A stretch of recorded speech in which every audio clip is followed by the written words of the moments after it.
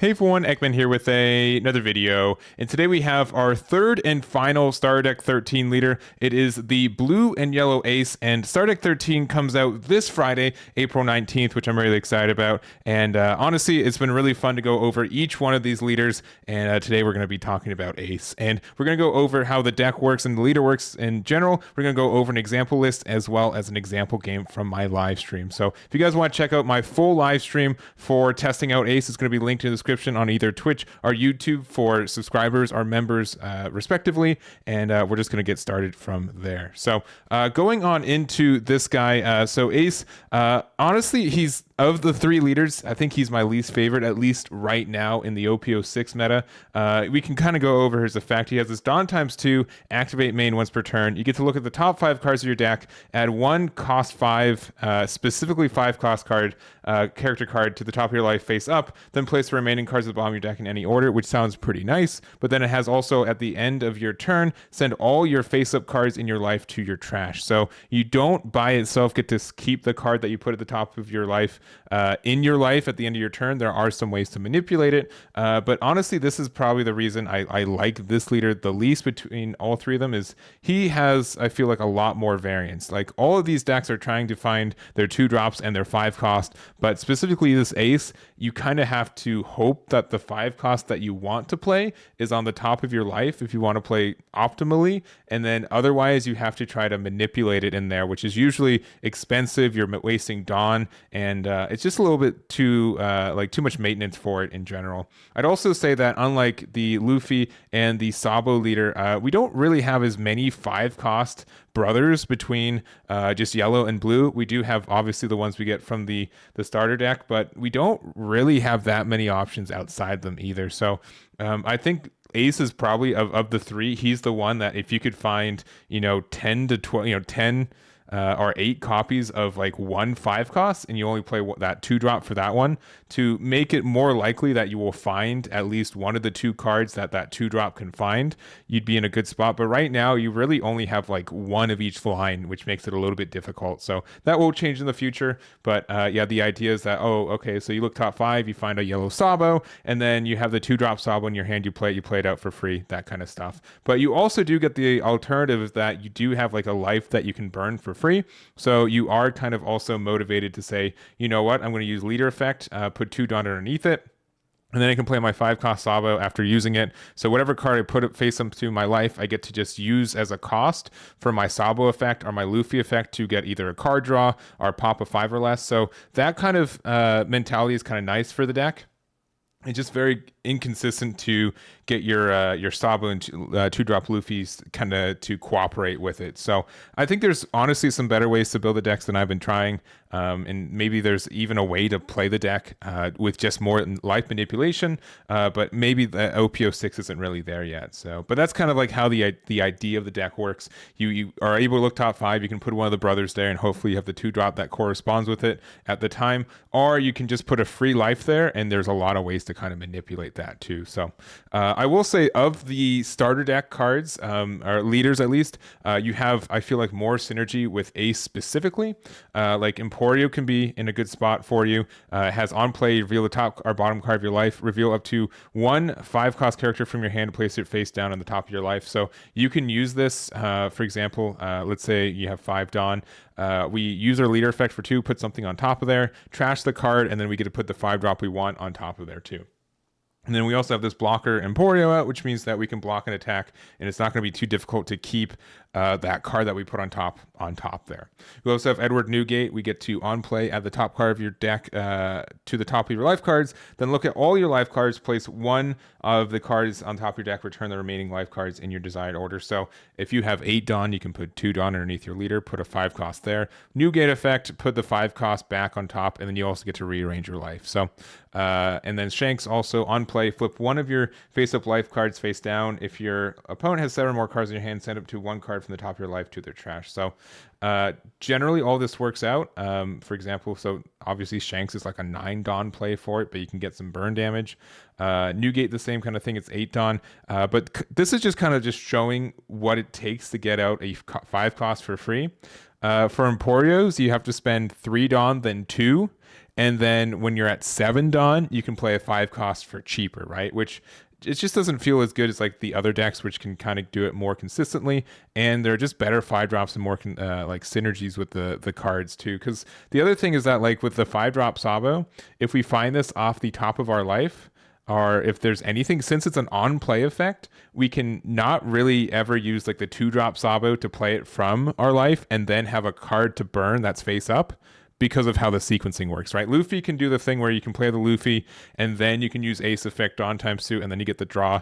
But the 5 cost Sabo is just kind of hard to synergize with how the timing works for all this. So, but yeah, it's just kind of a little bit expensive or clunky to get the cards in the spots that you want to for Ace specifically compared to other ones, which is why I think there's some other ways to build the deck. Maybe not again in OPO6, but down the line. So, but there are some like good synergies as well. So here are some good like heals and draws that can happen. We have Thunderbolt. You trash the top card of your life, well, you're going to lose that card anyways. So that just means that by putting 2 Dawn underneath your leader and still getting a 7k swing, which is really good, you get to get like a quote unquote free Thunderbolt, right? You can just get rid of a 5 or less for 2 Dawn, which is actually pretty amazing. We also have like Queen Mama's Chanter, which the read through it, but it says activate main, rest the stage. You may add 1 card from the top or bottom of your life to your hand. Place up to 1 of your character's cost 3 art on the top of the owner's life face up. So you're like Eggman. It puts a card on top of your life face up. Why would I want to run this card? You don't have to put a card back, essentially. So you use 2 Dawn, you use Ace effect to put a card to the top if it's a card that you don't have ways to interact with, and they're just a lot of 2k 5 costs.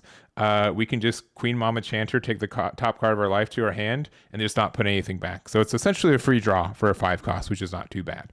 And we also have Hiyori, which has been like the MVP for all 3 of these decks. But on play, put the top or bottom card of your life to your hand, then put up to 1 card from your hand on top of your life pile. So playing this Hiyori out for 2, you get a free heal, and then also you get to put something into your life that you might want to get the trigger for later, like a Thunderbolt. So that's the kind of idea for that one. But then you get the cycle, you get the draw, and it kind of makes sense. So there are some synergies with this deck. I won't deny it, but there are some kind of cute things with it. But the thing that you'll also find out is that if you keep doing that, you don't really have room for the 3 brothers in the deck either. So you kind of have to. I think there's some real potential for this deck to exist without running the 5 cost brothers, but I haven't found the build that I like yet. We also do get some pretty important cards in Expansion Booster 1 and OPO7.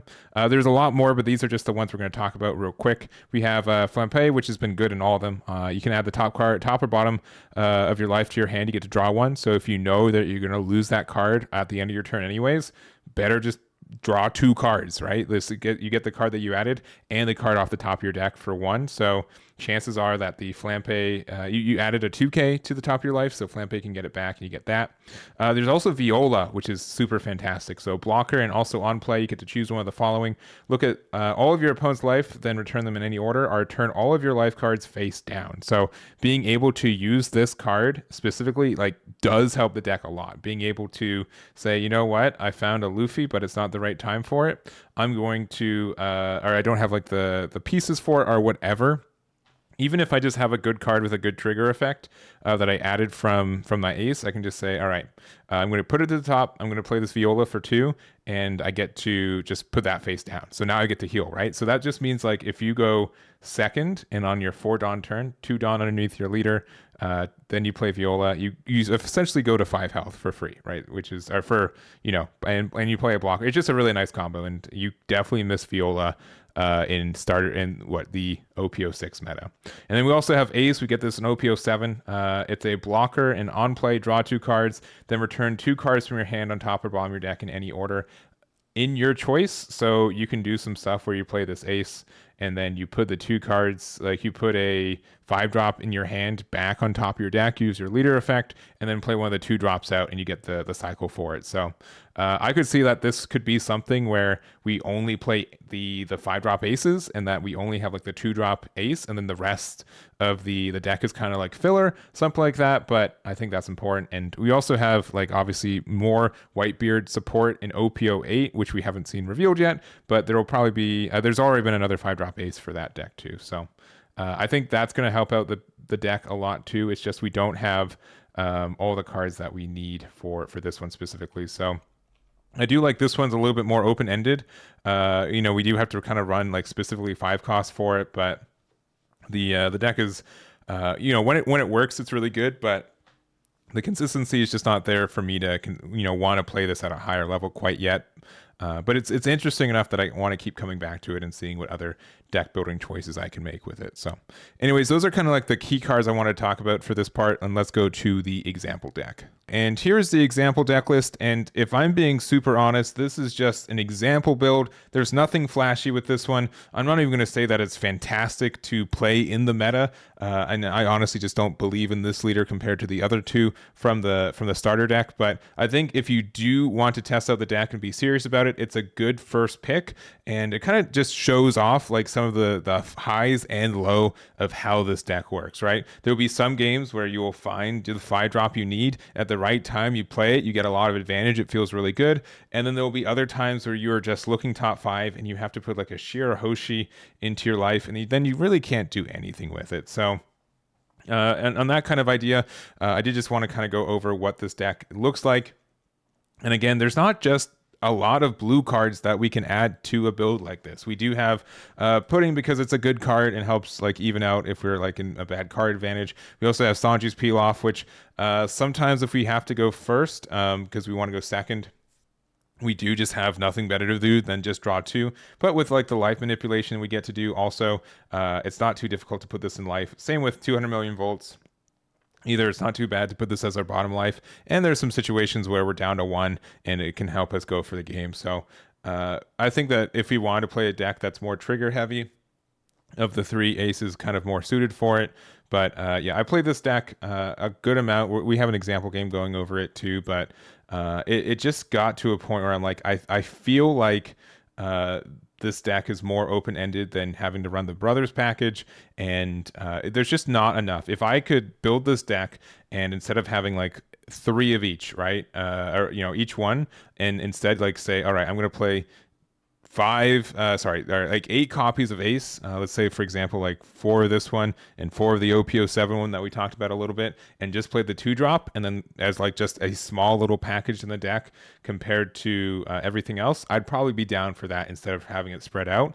That just means that I'm more consistently finding a card that the 2-drop Ace can find instead of the alternative, which is, oh well, I have Sabo and Ace in my hand, I'm gonna look top 5 and all I find is a Luffy and I can't do anything with it. So that's just been my big issue with this deck. We're gonna go over an example game too, kind of showing some of the issues with that as well. But I think again, but if you do see that Ace at the right time, or you do see that Luffy at the right time, you're in a good spot and the deck feels really good. It's just not consistent to do so. And if you want it to be consistent, you have to give up a lot of power by having to spend time and cards to set up your life or the top of your deck to make that happen. So I don't really have much more to say about this build. Again, you can check it out. I would probably try to play either Sabo or Luffy on top of these, and instead of these, just because of how I think those ones are just a little bit stronger and worth more, but that's the build here for this one. So let's go over the example game real quick. All right, here's our example game. It's with Papu, who's playing Gecko Moria, and this was on my live stream that, again, you guys can check out in the description if you want to see more. But we have our Ace here. We do have a pretty okay opening hand where we have 2 of the brothers there. We're going to look at top 5 with our Garp. We're going to find a 5-drop Ace and pass back. So having 2 different copies of it's pretty good. We're just going to do 2 5K swings, one with Leader and one with Garp, not in that order, and just kind of go from there. And they don't have a Sindri turn one, which is pretty nice, or a anything else really. So they're going to attack. Perono's like carries this matchup if you're playing against Gecko Moria. It hurts us quite a bit because we do kind of like to have a little bit of a larger hand, but we end up just getting rid of one of the puddings in our hand and start looking for any of our targets for 5 costs, and this just shows off like we have 1 of each of the 2-drops, and we look top 5 and we see none of them. Like any of them would have been a good hit, and we just didn't see any of them, which is just such a shame. So we go 7K into lead, and they're probably contemplating taking it or not. They're just going to 2K, 1K, 2 more targets there, and then the Yamato that we put into our life just doesn't do anything, right? Like Pudding for 4 would have been a better turn that turn, right? There's just so many better options for us, And I promise you, this happens way more often than you think it would. Even if you have all of it, the stars are just so hard to align with at least the build that I'm playing right now. So they're going to go 7K. We had a Luffy at the top of our deck, which is just our life, which is just frustrating to not know because we did have a 2-drop to potentially take advantage of it. They're attacking another 7. We have no 2Ks in our hand, so we're going to have to just combo out the hard way. And okay, another search, and I guess we get Sabo, so we could use Sabo real quick. We're going to use its effect. We're going to pop one of the Peronas. There it is. We do have to take a life for that. We're going to go swinging a big 9 there. We're going to use Sanji's Pilaf to draw and just kind of pass from there. So again, we are a 7K leader, which does help this quite a lot, but it does mean that they can play Moria on curve, which is a little bit obnoxious, but they have Helmeppo and the Rob Lucci, which means they get rid of our Sabo and our Garp, and then we're just kind of in trouble here. So we're going to look top there. We do find an ace, which is actually pretty nice in this spot. So we are going to be able to use our 2-drop there. We're going to be able to play him out. We're going to go 7K into lead. We're going to play another one of our aces, another 7K to lead, and then a 9 to lead. So we actually are able to punch down quite a bit. They're down to 1 life. They Great Eruption us, which is quite obnoxious. I get the ace out of my hand, which maybe I should have kept, but that's kind of just how it is. So we don't have a lot of counter in hand. They have pretty much only 3 swings. Again, we are a 7K leader, but it looks like they're going to kind of prioritize the board removal.